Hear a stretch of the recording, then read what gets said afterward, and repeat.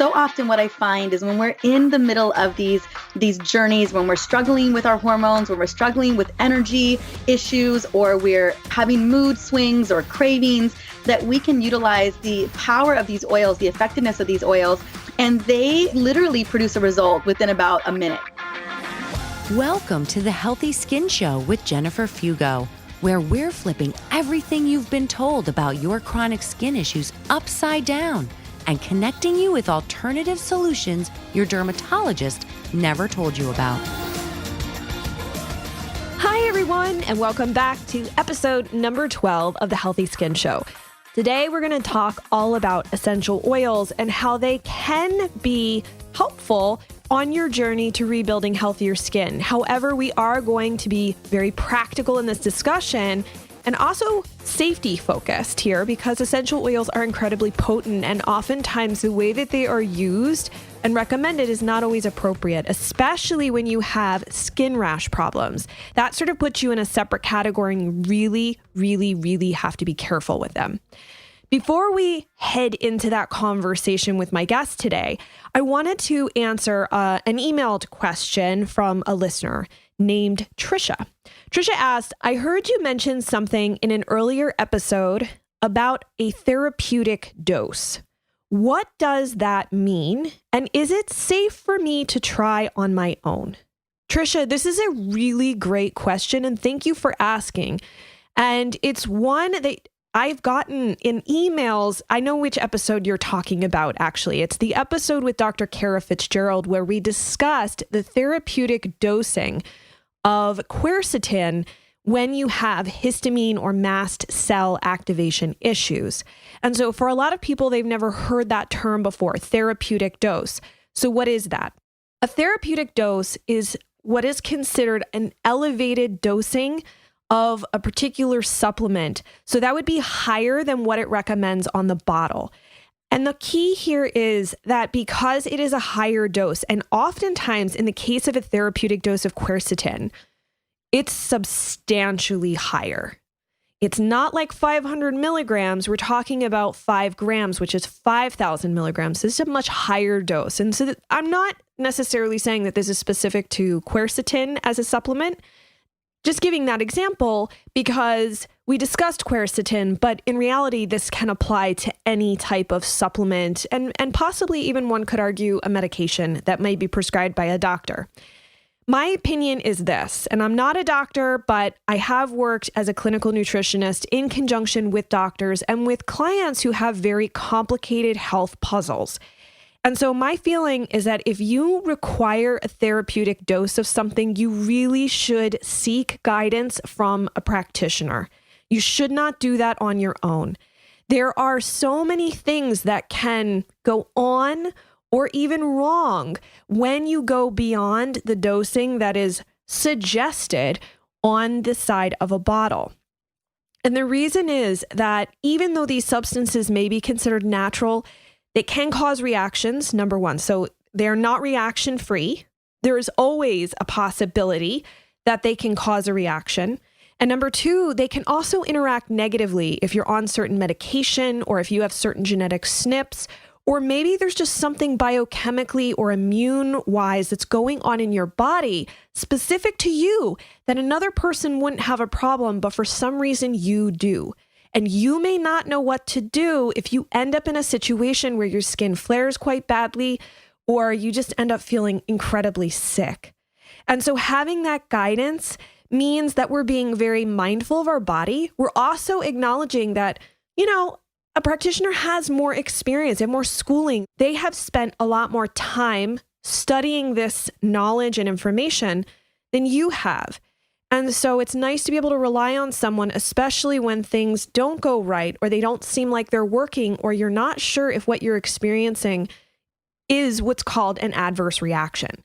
So my recommendation would be, before you dive into the idea that on your own you're going to do a therapeutic dose of any particular supplement, seek out the support of a practitioner that has experience using A, that supplement in that way, and B, at least some knowledge or experience working in the particular area, condition, and symptom cluster that you are experiencing.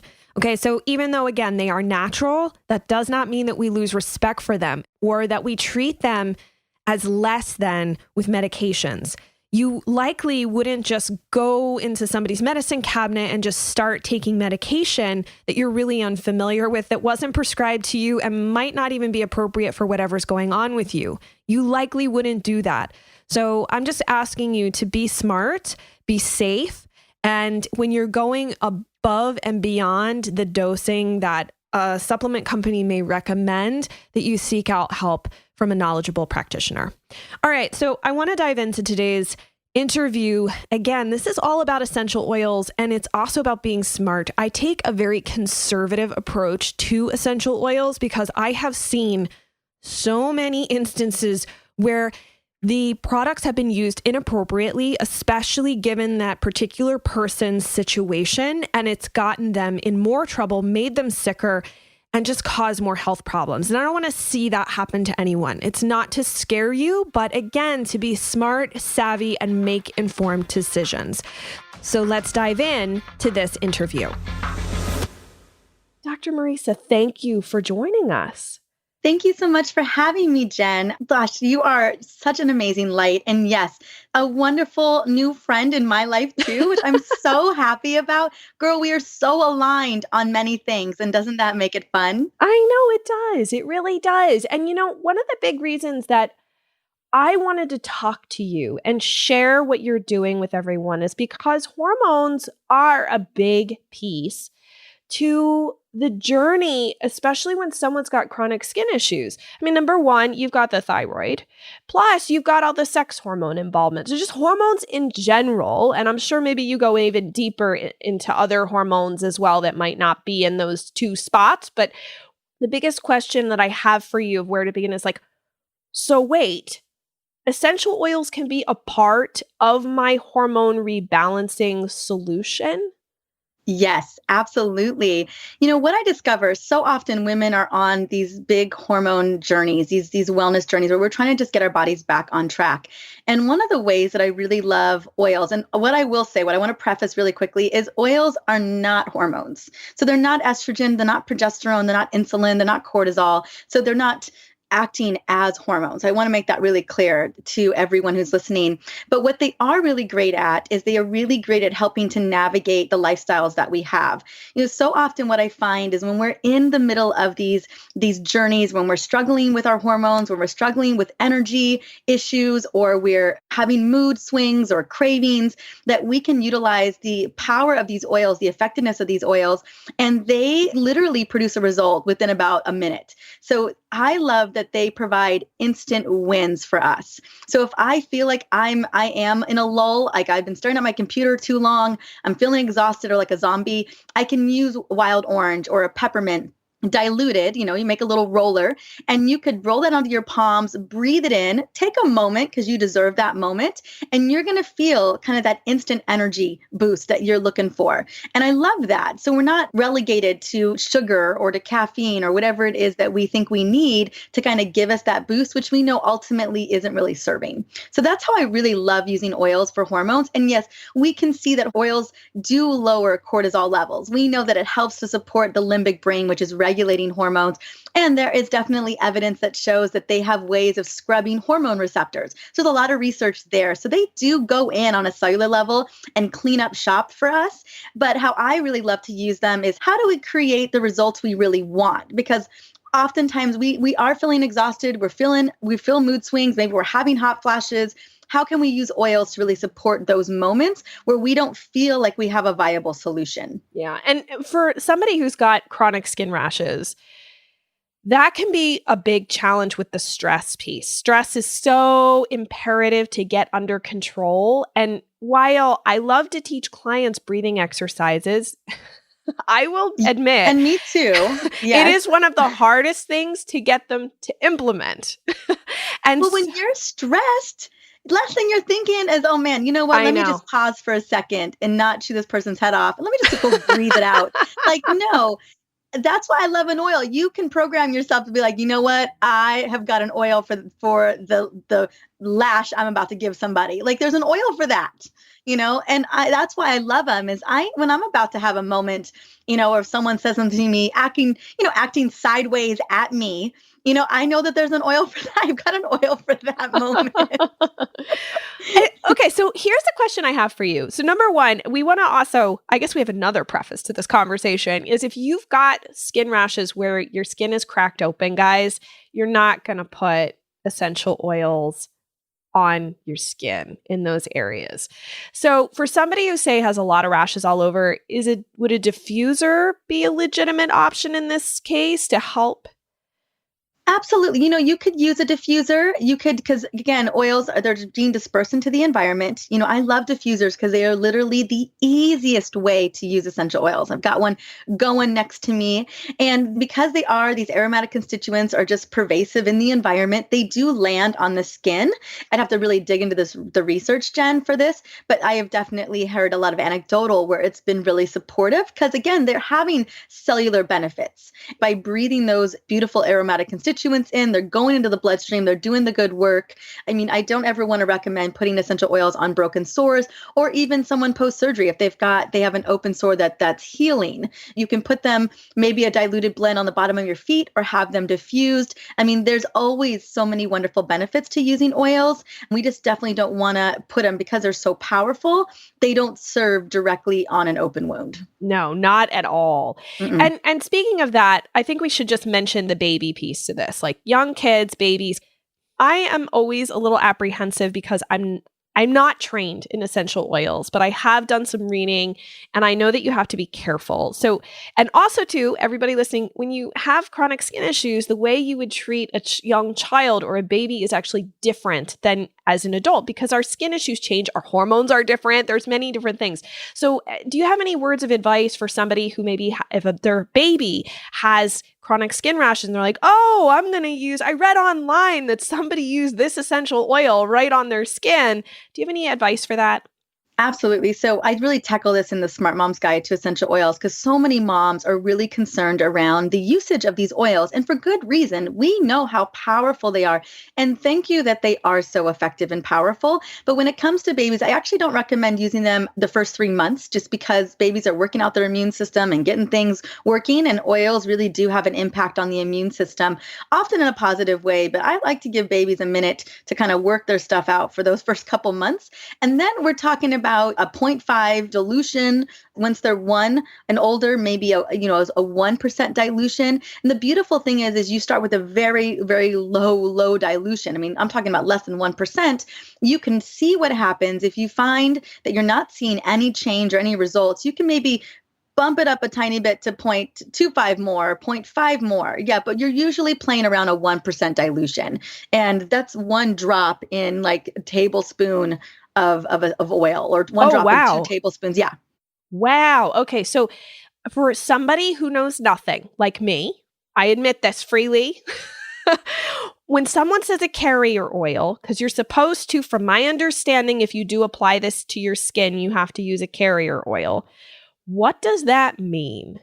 Any fatty oil, so coconut oil, grapeseed oil, avocado oil. You can use olive oil too, but olive oil tends to smell like olives and people oftentimes like the aroma of the oils. So olive oil will completely get rid of that. You won't smell lavender in olive oil. Fair You'll enough. smell olive oil. So anything, but honestly, avocado oil, any fatty oil will do. I personally prefer fractionated coconut oil because coconut oil has so many other wonderful benefits that I like to reap the benefits of just coconut oil in general. Have you ever tried anything like neem oil? Just out of curiosity. Oh, neem oil, absolutely. Or even jojoba oil, very similar to our sebum. So those are great oils, especially for skincare.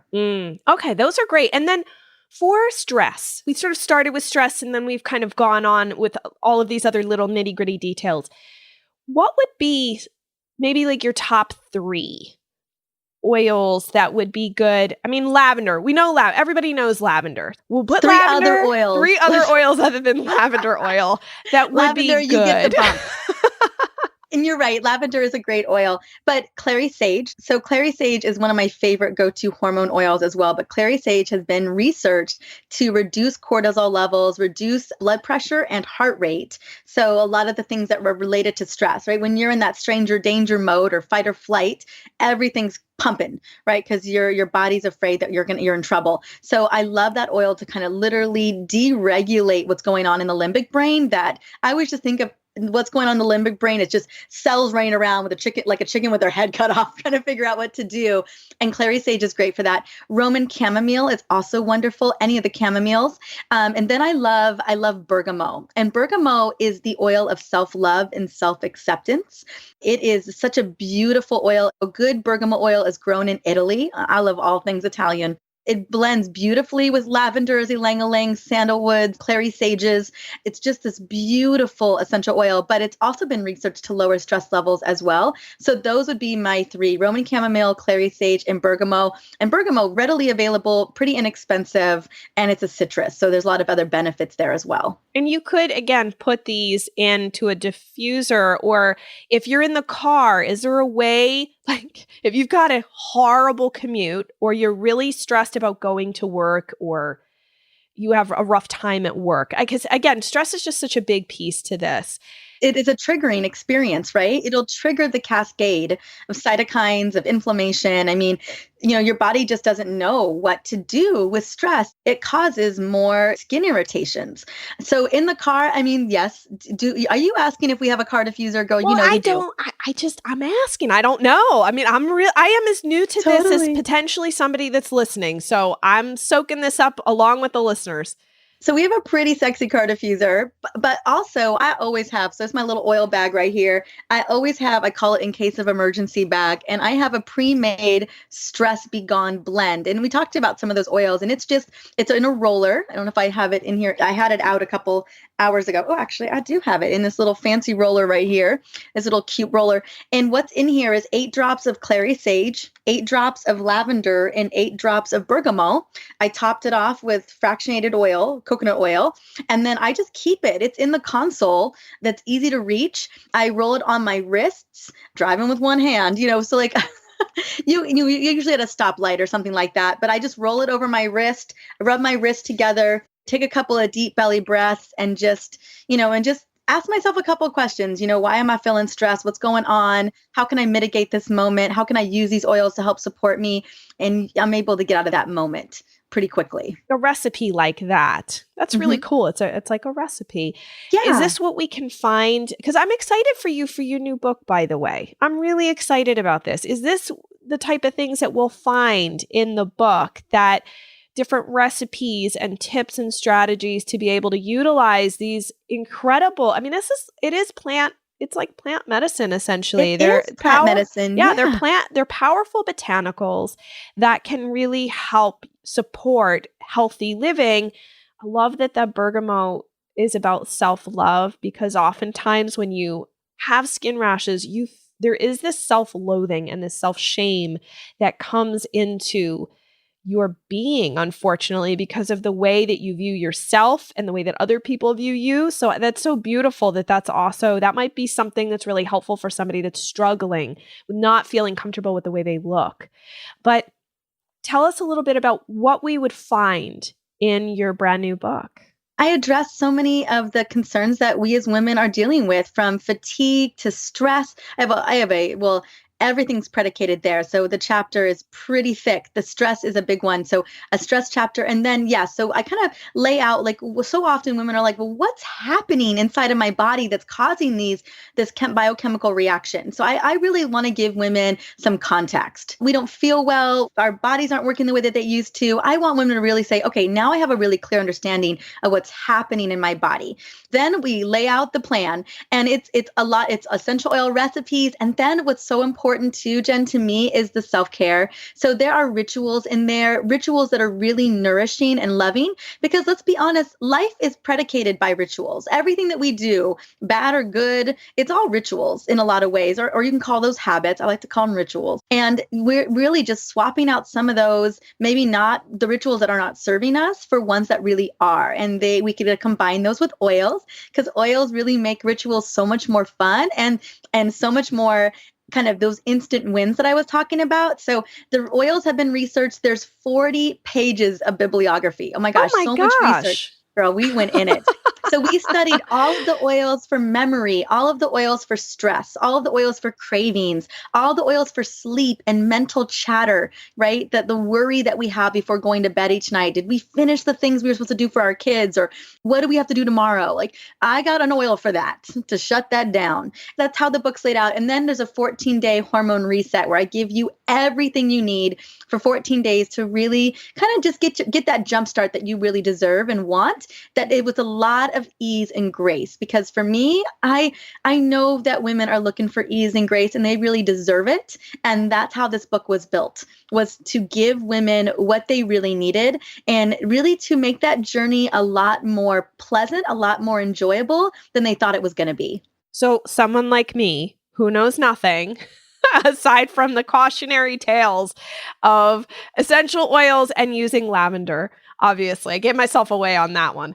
This would be a good book for somebody like myself who doesn't, a novice, we'll say. Oh, absolutely. So it wasn't built for women who already really have a good sense of oils at all. It was really built for women who are looking for a more natural way to get their hormones back on track, because we oftentimes are either dismissed at the doctor's office, or we're given a bunch of synthetic hormones, or we're given antidepressants. Like we oftentimes aren't listened to or heard, and we don't understand what's happening. So I really wanted to address it from a point where I've been that woman where I didn't know what was going on with my body. I wish someone would have sat me down and gave me more clarity, and then gave me ways to make changes that felt really good to me. So yeah, it's definitely meant for the woman who's never even used oils before. Awesome. And before you guys even, I know you're going to go like purchase Dr. Mariza's book, which I have. I mean, I'm so excited for her, and it's a fantastic, beautiful book. But before you even have a chance to like sit there and wait, and then, days go by and you haven't gotten your book yet, or maybe you have Amazon Prime like me and you get it in like a day or two. But either way, Dr. Mariza has you covered. We have her ultimate hormone recipe cheat sheet, which will give you, so what are we getting with this? We're getting some recipes, right? You are getting my favorite recipes. And these are ones I use every day. The de-stress blend, very similar to the recipe I gave you just now, is the one I've tested. I've tested with so many women. I've got a cravings one. I have one for mood support. I have another one for sleep. And I even have one, I think, for libido, for boosting libido as well. So it's just kind of hitting the main points for women. The recipes are super easy to make. They're super easy to use. It's all in there though. So it's really easy to put to work almost instantaneously. Cool. And so I am going to put the link directly to that little recipe cheat sheet guide for you guys right in the show notes. That way it'll be super easy. So anybody who's listening on the go, you can just head on over to this podcast page and grab it. But I just want to thank you. First of all, I want to thank you, Dr. Mariza, for joining us. And number two, I would love to have you back sometime to talk about how we can stop buying all these chemicals at the store that are really harsh, and what are alternatives. Like, would that be something you'd love to come back and share? Absolutely. It was a big piece for us, making over our cleaning cabinet, our medicine cabinet, our personal care. And it's so much easier than we think. And oh my goodness, girl, we have saved so much money in making our own products. So girl, I can't wait to come back and share some of my favorite recipes. That would be great. Well, thank you so much for joining us, and we look forward to our next conversation. Yay. Thank you so much, Jen. I hope this interview was incredibly insightful, especially on the use of essential oils. My intention is always to support you guys with the best, most balanced information humanly possible. And the only reason is that when I've worked with clients, I've had some who have gone ahead because they kind of bought into this idea that essential oils were medicine for everything. And they ended up using them, especially on skin rashes, in a way that was highly inappropriate, and they actually got sicker and worse. So be mindful. Dr. Mariza is a great resource for you, and she's very smart and very conservative in how she uses them. And so that's something that I love and appreciate about her. Everything that we talked about is over in the show notes, even the links to her book that's coming out, as well as everything else that she shared with you guys. And again, I really, really love that you are part of this community. If you haven't done so yet, please head on over to iTunes or wherever you're tuning in to the Healthy Skin Show. Subscribe so that you don't miss an episode. And hey, we're going to keep diving deep. I'll see you in the next episode.